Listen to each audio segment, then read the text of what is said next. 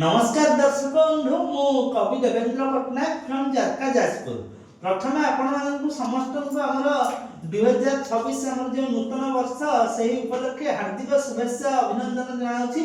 आउ सेही नूतन वर्ष उपलक्षे मु मोर एक स्वरचित कविता यह नूतन वर्ष उपलक्षे नहीं। कवितार शीर्षक छंदे छंदे 26 छंदे छंदे 26 छबिल उत्कल भौणी भाई 26 आसिला 25 जाई। छबिल उत्कल भौणी भाई 26 आसिला 25 जाई। छाई आलुआर एही जीवन छामुंक चरणे समर्पी मन। छाई आलुआर एही जीवन छामुंक चरणे समर्पी मन। छिन्न नकरिन संपर्क डोरी छिड़ा हेबा दुखे सुखे सबुरी।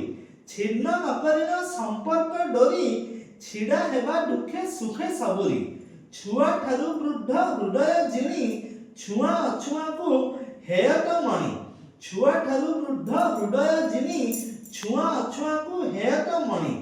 छेदन करित राग रुषा छेदन करित राग रुषा छेउंड दुखी को हेबा भरोसा।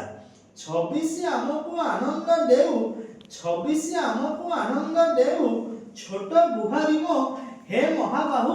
26 आमको आनंद देउ छोट बुहारिमो हे महाबाहु।